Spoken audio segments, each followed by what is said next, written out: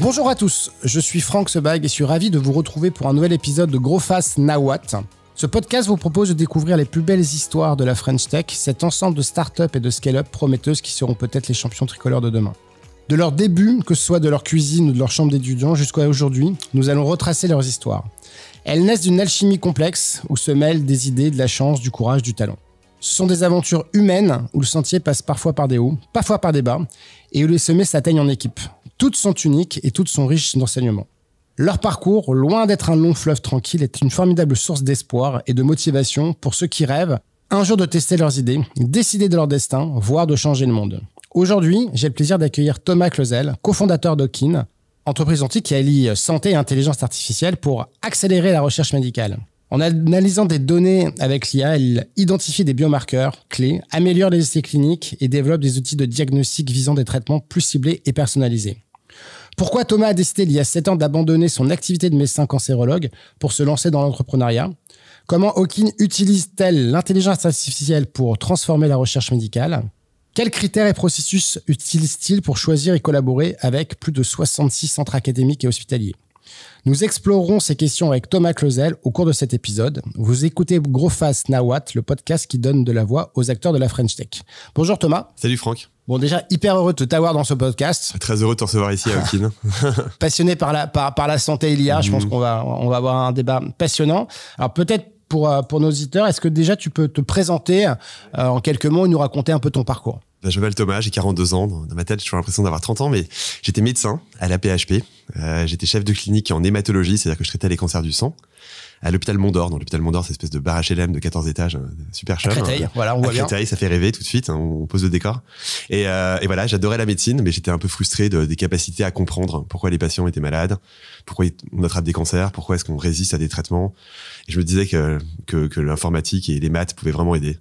Et là, j'ai rencontré mon cofondateur de l'époque, Gilles, via des amis de Polytechnique. Gilles était maître de conf à Normal Sup, rue d'Ulm. Et on a fait plein de déjeuners rue d'Ulm dans un italien au coin. Et on a commencé à se dire qu'en fait, l'IA allait transformer la façon de comprendre des maladies et de les traiter. Et c'est là que l'aventure Okin est née. Et si on revient sur l'origine, tu fais tes études, tu as une envie folle d'aller passer un peu de temps aux États-Unis. Ouais, ça a tout changé, forcément. Ça a tout changé. Et c'est là que tu apprends un peu le coding, tu apprends une autre manière de voir la santé aussi. Ouais, exactement. Je tombe sur un prof d'informatique qui s'appelle Olivier Lemento, qui est un des grands profs à Cornell. C'est la partie médicale de Cornell à New York. Et ben déjà, j'adore New York, les possibilités d'apprendre des trucs, d'avoir des surprises. Enfin, c'est une ville extraordinaire. Mais ensuite, j'apprends à coder. Ouais. Et je me dis que coder, c'est extraordinaire parce que tu arrives à jouer avec les données. Tu peux faire des signatures de gènes, prédire des trucs, et j'ai trop adoré. Évidemment, quand je suis rentré en France, j'étais après le seul médecin qui savait coder, quoi. Et puis je me suis retrouvé avec des patients à pas pouvoir faire de recherche. C'est très compliqué de faire les deux.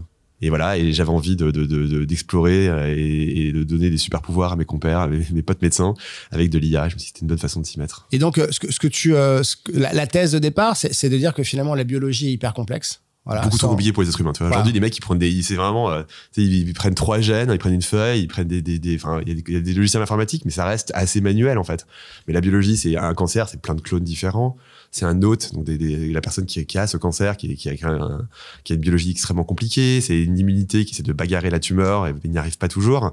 C'est super complexe et c'est juste trop compliqué pour l'être humain. Donc, il faut passer à du software pour essayer de comprendre ça, quoi. Et donc ça, c'est une thèse. Alors, il y a 7 ans, même 10 ans, parce que 7 ans, c'est la date de création de la société. Un peu plus, ouais. Mais donc, on parle beaucoup aujourd'hui de boîtes comme OpenAI, etc. Ouais. Mais donc, toi, dès l'origine, tu te dis, non, mais c'est pas possible. Je ne connaissais pas encore OpenAI à l'époque, c'était à peine créé. Mais ouais, non, en fait, je me suis dit, il faut une intelligence différente. Et on va pas y arriver tout seul. Et en fait, j'ai envie de comprendre. Moi, quand j'avais un patient qui arrivait, je me dis, mais il a 4 clones. Il y en a sûrement un qui va résister. C'est pas un patient on traite tout le monde de la même façon, à peu près. Enfin, aujourd'hui, hein. Ce qu'on appelle la médecine de précision, c'est peut-être 10-15% des gens, tu vois. Et je me suis dit, bah voilà, enfin, j'ai envie de comprendre, j'ai envie d'avoir une carte de ses clones. J'ai envie de comprendre pourquoi il était malade. Est-ce que c'était un virus qui l'a rendu malade? J'avais envie de tout comprendre. Et d'ailleurs, quand je comprenais pas tout, ça m'intéressait pas du tout. Enfin, j'étais complètement désintéressé par la médecine. Ouais. Et en fait, donc, ce qu'il faut comprendre, c'est que aujourd'hui, tu as des boîtes comme OpenAI, Anthropic, ou Mistral, c'est des boîtes fantastiques, qui font ce qu'on appelle l'AGI, Artificial General Intelligence. Okay, c'est une intelligence globale, mais c'est surtout basé sur le langage. Mais en fait, le langage, c'est une toute petite partie du cerveau. Et c'est surtout pas la modalité qui permet de comprendre la médecine. La médecine, c'est d'autres sens. C'est la vision, c'est comprendre des images, voir des choses. 3D, t'as besoin d'images, t'as plein de trucs, t'as des gènes, c'est vachement compliqué. Bon, les gènes peuvent être liés au langage, mais enfin bon, et donc en fait, il faut créer une autre intelligence et qui pourra pas être capturée par ces boîtes d'AGI. Et en fait, nous, ce qu'on essaie de créer, c'est ce qu'on appelle une biological artificial super intelligence. C'est une intelligence qui est basée sur la biologie. Il faut beaucoup de données, ce qu'on appelle la connectivité aux données, très importante. Et il faut surtout avoir beaucoup de modalités, des images, des gènes, des protéines, des conformations, plein de trucs, pour créer cette intelligence qui va compléter celle des Mistral, OpenAI et Anthropic, qui ont déjà fait beaucoup de progrès quand même en médecine. En fait, c'est extraordinaire. Enfin, ces boîtes, déjà. Je crois qu'on l'a tous fait, même si on n'a pas le droit de balancer ses analyses médicales dans ChatGPT pour voir ce que ça donne. Carrément. Et moi je balance, bien, en fait. Complètement. Alors, par contre, non. Alors, on parlera de privacy tout à l'heure. mais pour le faire, il faut un peu détourner parce qu'en fait, il te dit, je ne suis pas un médecin. Et donc, il faut dire, non, je suis professeur de médecine. Je cherche à expliquer à mes médecins. En fait, ça marche bien. Ça marche mieux, c'est vrai. Un peu de. Il faut lui mentir. Voilà, il faut lui mentir un petit peu. Mais justement, en fait, toi, à la base de l'entreprise, tu dis la médecine est encore trop basée sur de l'intuition. Ouais. Et en fait, c'est dingue.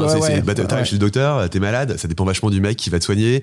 Il y a un delta entre les médecins. Enfin, quand t'arrives dans un avion, t'as une checklist du pilote. Ouais. Encore heureux. Ouais. Quand t'arrives aux urgences, est-ce que t'as une checklist de l'urgentiste?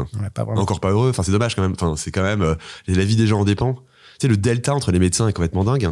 Moi, j'ai jamais compris pourquoi. Et en fait, ça, c'est même pas de la tech, c'est du process. Ouais.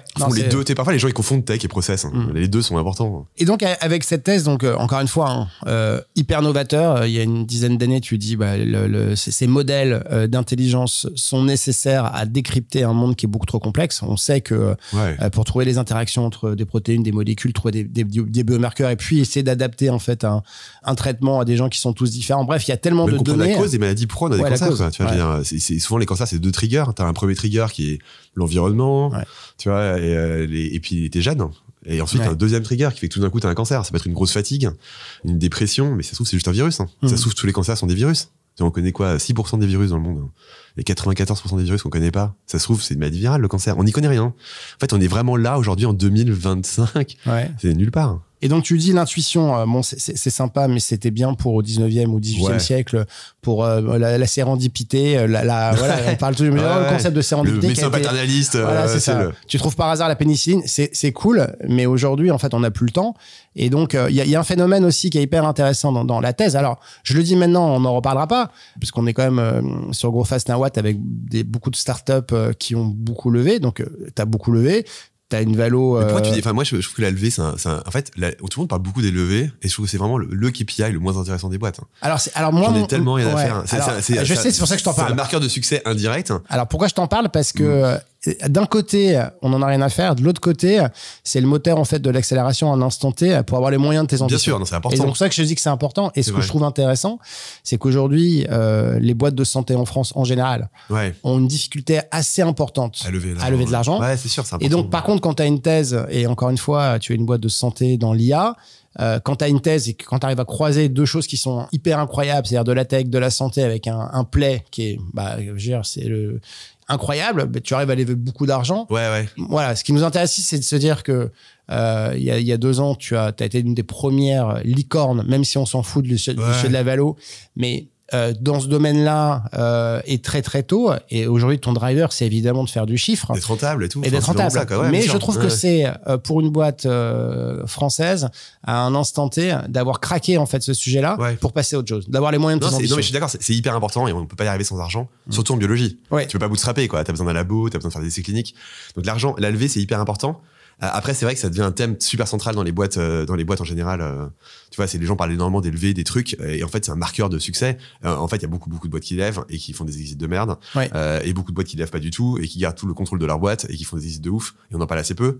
T'as des boîtes qui ont fait des exits à 2 milliards en biotech à Strasbourg. Je me souviens d'une boîte qui faisait un truc assez incroyable, personne n'en a parlé. Enfin, par contre, on parle beaucoup plus des boîtes qui ont levé, même si à la fin, en fait, je trouve que c'est juste un marqueur un peu dangereux. Parce qu'évidemment, c'est très grégaire, le milieu des venture capitalistes, tout le monde se suit, les gens aiment pas faire c'est hyper important comme facteur, et je pense que c'est majeur. Mais en fait, ça corrèle à quasiment rien. On n'a même pas de corrélation, même faible, entre le niveau des exits et le niveau d'argent levé. J'ai jamais trouvé ce tableau-là. Si quelqu'un là, dans les auditeurs, je suis hyper intéressé. Bon, je pourrais te partager quelques trucs. Je veux bien, parce que j'ai demandé à pas mal de VC, j'en ai beaucoup dans, et moi, je fais partie de fonds aussi, personne n'a jamais été capable de la vraie question qu'on pose par rapport à la levée, c'est, on est dans une compétition qui est mondiale. Ouais, tu vois, bien sûr, nous, on c'est fait important. beaucoup d'études sur le sujet. Juste, on redonne un chiffre, mais juste pour traduire la chose. Aux États-Unis, en fait, l'année dès 2024, il y a eu 190 milliards qui ont été investis en fait Oui, bien sûr. dans les startups américaines, dont 25% sur de la santé à large. Alors l'IA. C'est de tête 40 milliards, donc c'est énorme, mais c'est une bulle. Mais en fait, après, quand tu compares sur les boîtes européennes, tu te dis, bah, si ces sociétés américaines ont autant d'argent pour recruter des data scientists, pour créer des labos, c'est essentiel. Donc voilà, ce que je dis, c'est que c'est un marqueur important pour être en capacité de se mettre au même niveau. Et tu sais, d'ailleurs, dans l'IA, alors toi, tu entraînes pas un modèle comme un OpenAI ou un... si, je fais aussi donc ça coûte cher. Mais donc ça coûte hyper cher. Non, mais attends, c'est nécessaire. C'est nécessaire. Mais je trouve qu'il y a quand même un trop de centricité sur ce truc-là.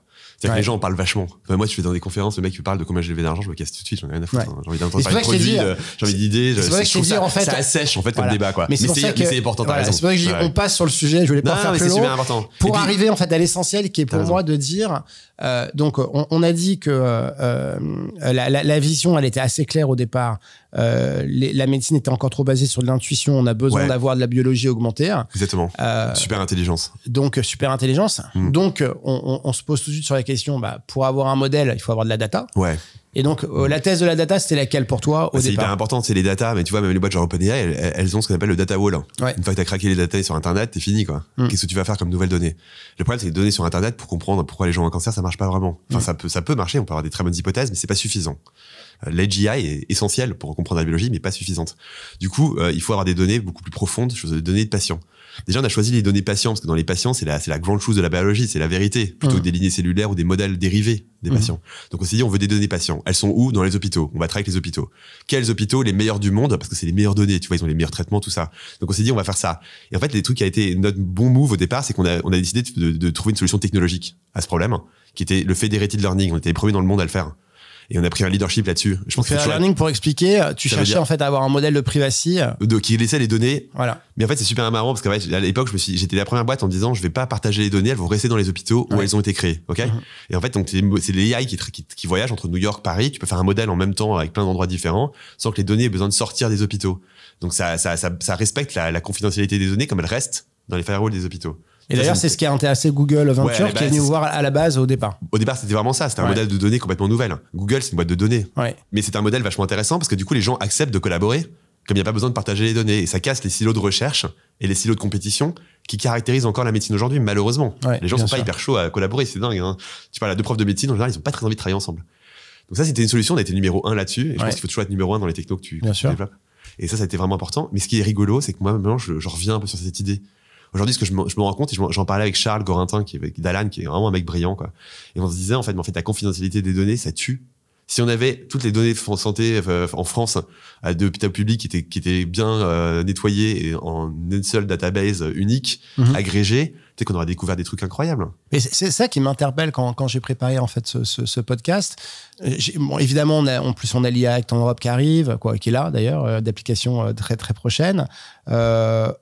Tu as développé un modèle en fait qui et c'est bien parce que la donnée médicale elle a de la valeur et donc c'est important je sais que les médecins sont aussi très très regardants sur où vont les données en fait qui sont issues de leurs hôpitaux, mais en même temps, comme tu le dis, la puissance d'un modèle IA, c'est plus t'as de données, plus tu peux être intelligent, plus tu peux trouver. C'est même le et donc, est-ce que c'est pas limitant? Et est-ce que exactement, c'est limitant. Demain, par rapport à tes concurrents, tu vas perdre un truc, et surtout avec le Trumpisme régulé qui va tout réguler, qui va nous déréguler. Déréguler, ouais. En fait, c'est ça le truc, c'est que, en fait, le problème, c'est que quand tu parles de données de confidentialité, les gens vont tout de suite sur l'assurance, machin, qui est un bon argument, c'est vrai. On a tous peur de ça. Ouais. Après, tu peux peut-être légiférer, il y a peut-être des façons de légiférer en disant l'assurance qui prend des données, on leur met ça. Ouais. En fait, à la fin, je pense que en santé, de façon générale, tout est un bénéfice-risque. C'est un ratio.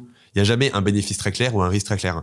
Quand tu fais une chimiothérapie pour un patient avec un cancer, tu essaies de mesurer le bénéfice-risque. Je trouve qu'en fait, aujourd'hui, dans ce débat sur la santé, les gens pensent toujours soit aux énormes risques, soit éventuellement aux bénéfices, mais en fait, c'est un ratio. Et moi, finalement, t'as raison. Je pense que le risque que ce soit utilisé par l'assurance est réel et hyper important, mais il est peut-être inférieur aux bénéfices de l'humanité, d'avoir des données incroyablement différenciantes, des milliers de données et plus des centaines seulement, et très très propres, ça coûte très cher. Hein. Nous, je pense qu'on a dépensé plus de 100 millions d'euros dans la boîte pour générer des données dans les hôpitaux. Des données qui peuvent être réutilisées d'ailleurs par les hôpitaux. Donc on a vraiment aidé ça. Je suis très fier du système académique. Mais voilà. Donc en tout cas, peut-être qu'aujourd'hui sur les données, la confidentialité, c'est un risque plus qu'un bénéfice, donc je pense. T'as un message pour Clara Chapas qu'elle nous aide sur le sujet. Tu l'as vu. C'est vachement que je l'ai vu. Non mais elle est géniale, Clara. Je pense qu'elle réfléchit vachement bien au sujet. Et en fait, c'est très compliqué. Hein. Ouais. Moi, je sais même pas quelle est la réponse.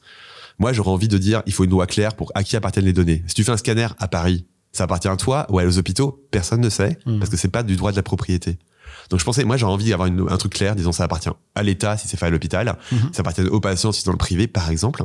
Évidemment les patients peuvent toujours utiliser leurs données et ensuite on fait un truc agrégé et évidemment anonymisé, hyper dans un tu vois avec un accès à distance par exemple ou avec notre système fédéré, ça peut être un mix. Mais il faut à un moment donné que les efforts se joignent. Parce que sinon, on va jamais y arriver. Et tu penses que le fait qu'il y ait, on sait que côté États-Unis, ça va beaucoup se déréguler. Ah ouais. Et voilà, on sent le vent arriver. DeepSeek arrive. Alors c'est un phénomène. C'est ouf, c'est vrai qu'on l'a. Moi, c'est marrant, je l'avais téléchargé, mais parce que. T'as essayé Alors, j'ai pas essayé, mais en fait. J'ai pas encore essayé, mais il y a quelques temps, en fait, quand je faisais mon petit road trip autour de toutes les applis, ce truc existait. Ils ont fait 150 itérations, hein. Voilà, donc, c'est pas arrivé du jour au lendemain, ouais. Et pour autant, on se dit, mais si la force, c'est la data et que la data, aujourd'hui, elle est trop régulée, et si on a des modèles de data qui sont plus larges, type la Chine, parce que la Chine, ils sont un peu nombreux quand même, hein, même si d'ici... ils n'ont pas forcément les bons traitements. Alors, donc les données, tu vois, c'est ça. Mais ouais, mais en fait, la question... Tu veux capturer les traitements nouveaux aussi dans les données. Donc, mais est-ce que c'est un risque? La dérégulation est un risque pour toi dans ta boîte de voir... Parce que la force, c'est quand même le modèle. C'est le modèle. Et en fait, nous, on veut que l'IA soit globale. Tu sais, le problème de l'IA, c'est quand tu fais, par exemple, du diagnostic en santé. Si tu entraînes le modèle à Paris, ça risque de même pas marcher à Lyon. Parce que les patients sont traités différemment.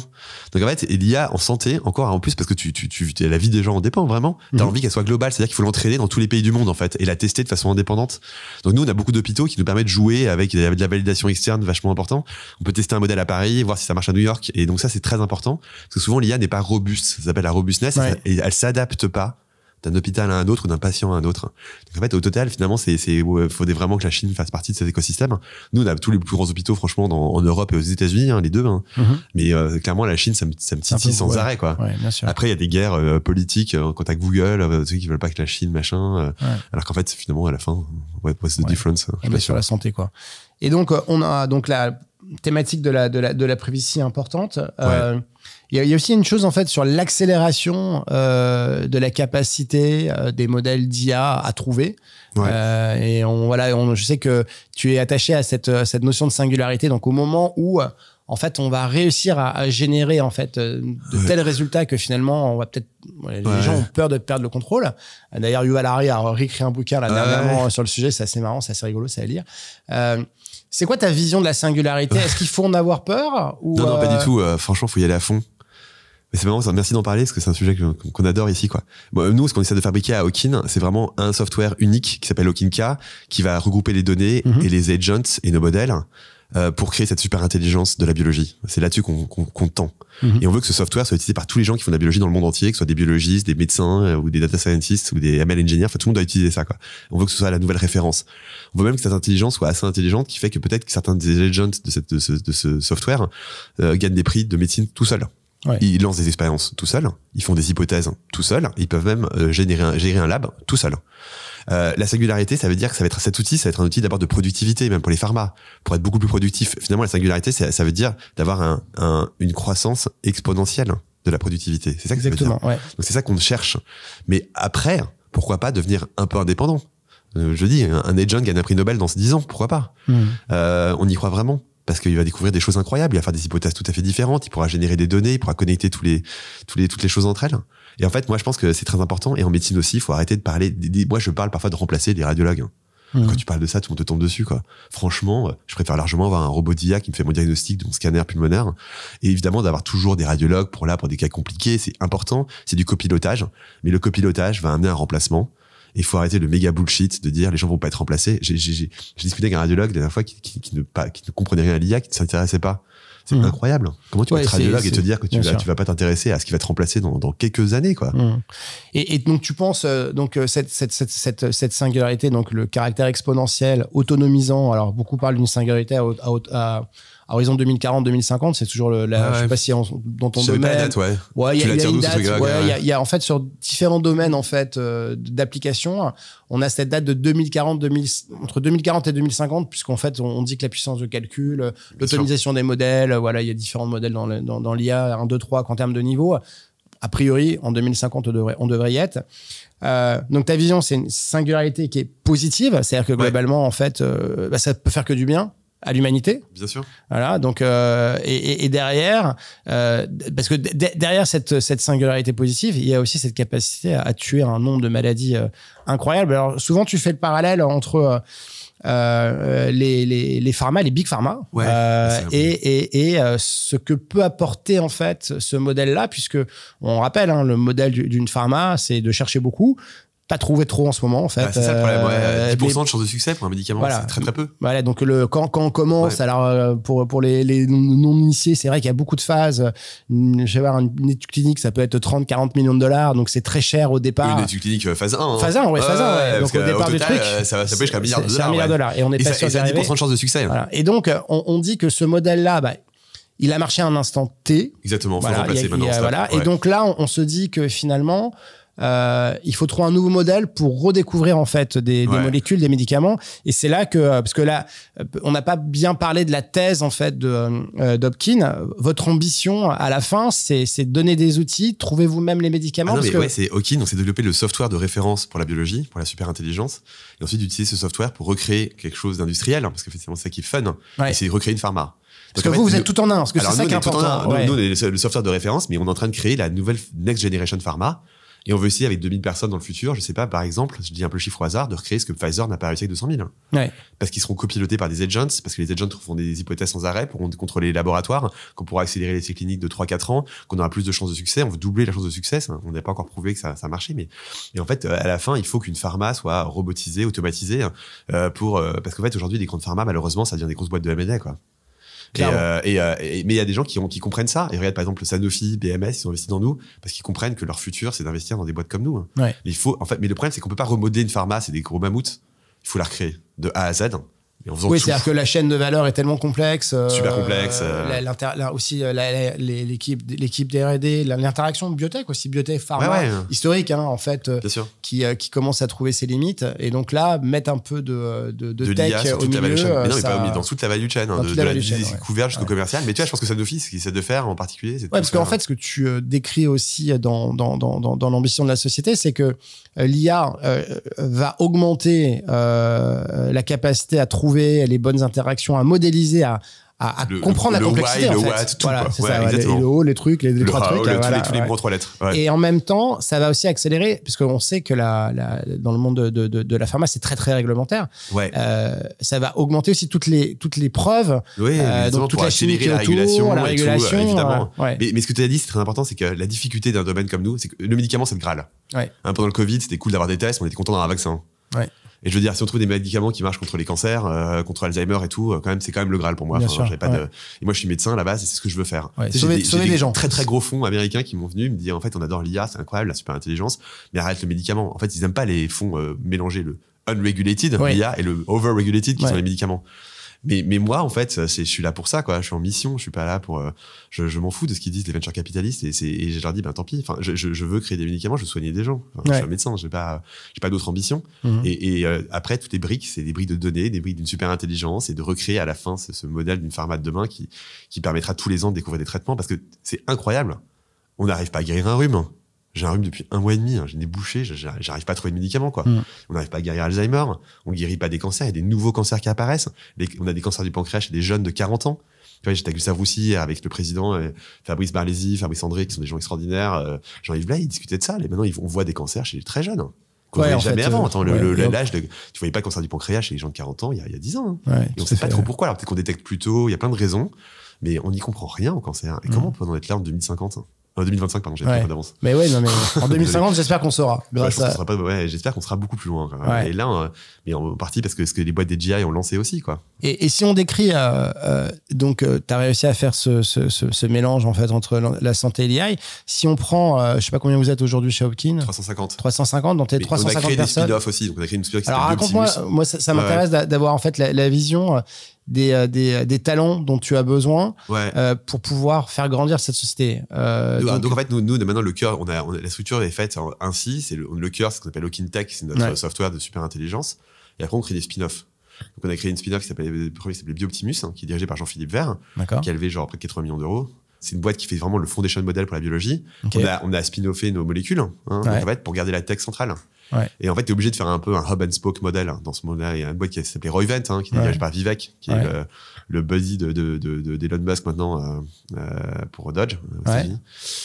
Mais en fait, il a créé un peu ce modèle-là en premier, qui était, t'as le modèle central, et nous, c'est la tech. Et puis après, t'as plein de spin-out qui naissent de ça, quoi. Et qui prennent là. Et du coup, dans tes équipes, le mix entre tech guy et santé, c'est quoi? Vous êtes 2 tiers tech et 1 tiers? Ouais, on a 120 data scientists et software engineers. C'est une très grosse équipe, quand même. On n'a pas mis les meilleurs. On avait le numéro 1 et 2 de Kaggle en France. On a vraiment des talents incroyables parce que Jean-Philippe dirigeait Google Brain, la recherche, parce qu'on avait Eric Durand qui était chez 23andMe, qui sont des gens vraiment très forts et qui recrutent des super talents. Après, on a aussi une équipe médicale, donc on a 30-40 personnes, je sais plus exactement, entre les labos, les médecins, dirigés par Vassili Soumelis, et après, on a des gens sur les data. On a une soixantaine de personnes qui vont chercher les données dans le monde entier. Donc, tu as besoin de vachement d'argent parce que et puis après, je te parle pas du hardware qui est le laboratoire, qu'il faut automatiser, robotiser. À la fin, ce qui est marrant de ce domaine de l'IA dans la santé, c'est que ça mélange les innovations dans le hardware. Il faut des labos automatisés, robotisés dans le futur. Le edge de l'IA inclut les large modèles, les foundation modèles, des modèles de trucs, le software engineering, le ML engineering. Des gens qui savent, des ML engineers qui savent entrer des modèles de LLM, il y en a très très peu dans le monde. Il y a des gens qui savent faire des foundation models, des fine-tuning de LLM. Ça, c'est plutôt Bioptimus aujourd'hui. Et des gens dans le business, c'est vachement compliqué, quoi. Mais en même temps, le truc qui est magnifique dans une boîte comme Lokin, c'est qu'on sait pourquoi on est là. On sait le why, il est un, quoi. On sait. Putain, on est en fight. Et en fait, ça déstresse incroyablement, quoi. Et en fait, il y a des gens qui me disaient, mais pourquoi t'es relax comme ça hier avec le président? En fait, franchement, avec le président, je me posais la question. Sincèrement, je suis assez relax dans le sens où je me fais de mon mieux et je sais pourquoi je le fais, quoi.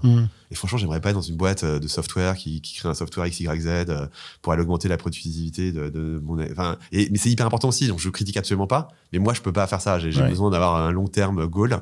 Parce qu'en fait, finalement, chacun essaie de trouver sa mission dans la vie, quoi. Bien sûr. Et moi, ça m'aide d'avoir ça qui me fait que j'ai pas besoin de me poser la question. Donc, le cap, il est clair. C'est à terme de pouvoir, en fait, trouver les raisons, en fait, les causes, en fait, les principales et pourquoi. Exactement. Et puis, une fois qu'on a trouvé le pourquoi, d'utiliser pour trouver des médicaments. Donc, voilà. Donc, déjà, ça, c'est juste un cap qui est énorme. Je vais pas y arriver, mais chaque étape, chaque truc que tu fais. Hier, on a fait un hackathon où on a ouvert le AI Summit de Paris. On était au Palais Brongniart. C'est la bourse là, c'était super beau. On a tout fait en rose parce qu'on aime bien le rose sur Lokin. Et on avait 130 personnes du monde, il y a 10 pays différents qui faisaient des équipes pour essayer de trouver des nouvelles choses sur le glioblastome. On a fait ça avec Servier, AWS, la fondation Parker, Sean Parker qui est la fondation. Et franchement, d'avoir des équipes comme ça pendant 48 heures qui bossaient sur essayer de découvrir des choses sur les tumeurs cérébrales. Qui ne sont pas traités aujourd'hui par aucune pharma, à part Servier qui a des résultats positifs. Et ben franchement, ça m'a ému, mais de ouf, quoi. Top. Et donc là, on a la vision long terme. On a parlé de ce qui s'est passé hier.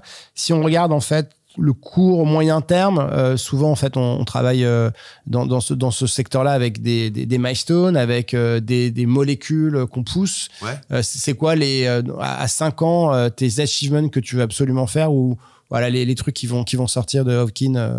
En fait, il y a 3 trucs. Déjà, on va être la référence de la biology artificial super intelligence avec un seul software. Je veux que le standard de la biologie en IA, ce soit notre software, Hopkins, connecté aux bonnes données, connecté aux bons agents, aux bons modèles. C'est le premier truc.